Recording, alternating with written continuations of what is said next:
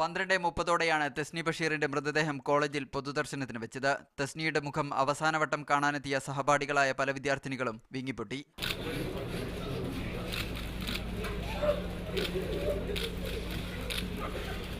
അരമണിക്കൂർ നേരത്തെ പൊതുദർശനത്തിന് ശേഷം വാഹനം മൃതദേഹവുമായി ക്യാമ്പസ് വിട്ട ഉടനെ അന്തരീക്ഷം പ്രതിഷേധത്തിലേക്ക് വഴിമാറി. യൂത്ത് കോൺഗ്രസ്, KSU പ്രവർത്തകരും BJP പ്രവർത്തകരുമാണ് പ്രതിഷേധ പ്രകടനവുമായി എത്തിയത്. ഇരുകൂട്ടരും പ്രിൻസിപ്പാളിന്റെ വസതിക്ക് മുന്നിലിരുന്ന് പ്രതിഷേധിച്ചു. സസ്പെൻഡ് ചെയ്ത വിദ്യാർത്ഥികളെ ഡീബാർ ചെയ്യണമെന്നും പ്രതികളെ പിടികൂടണമെന്നും ആവശ്യപ്പെട്ടായിരുന്നു KSU യൂത്ത് കോൺഗ്രസ് പ്രതിഷേധം. കൊലയാളികളെ അറസ്റ്റ് ചെയ്യുക എന്ന മുദ്രാവാക്യം ഉയർത്തിയാണ് BJP പ്രവർത്തകർ പ്രതിഷേധിച്ചത്.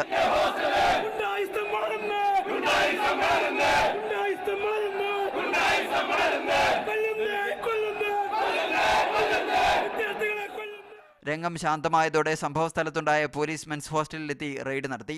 മുഖ്യപ്രതി ബൈജു ഒളിച്ചിരിക്കാനുള്ള സാധ്യത കണക്കിലെടുത്തായിരുന്നു റെയ്ഡ് നടത്തിയതെന്ന് ഡെപ്യൂട്ടി പോലീസ് കമ്മീഷണർ പറഞ്ഞു. അത് ഒരു ഇൻവെസ്റ്റിഗേഷന്റെ ഭാഗമാണ്. ബിക്കോസ് ഒരു സസ്പെക്റ്റിൻ്റെ റൂമിൽ ഒരു നോർമൽ സെർച്ച് നടക്കാറുണ്ട്. പ്ലസ് അങ്ങനെ കുറേ ഇൻഫർമേഷൻ ആയിരുന്നു that person could be hiding here. അതിനുവേണ്ടി we had conducted a search. ഇരുമ്പുദണ്ടും ഹോക്കി സ്റ്റിക്കുകളും പോലീസ് കണ്ടെടുത്തു. അന്വേഷണം പുരോഗമിക്കുകയാണെന്ന് DCP കൂട്ടിച്ചേർത്തു. അതേസമയം ബൈജു പാർട്ടി പ്രവർത്തകനല്ലെന്നും ക്യാമ്പസിനകത്തെ നിയമവിരുദ്ധ പ്രവർത്തനങ്ങളോട് യോജിപ്പില്ലെന്നും SFI ജില്ലാ സെക്രട്ടറി പ്രദീൻ പ്രതികരിച്ചു. ആ പരിപാടിയിൽ SFIയുടെ പ്രവർത്തകരായി ഒരാൾ പോലും ആ വാഹനമായി പെട്ട് ഈ അപകടം നടന്ന ഈ പരിപാടിയുമായി ബന്ധപ്പെട്ട് ഒരാളും ഉണ്ടായിരുന്നതുമല്ല. മീഡിയ 1 തിരുവനന്തപുരം.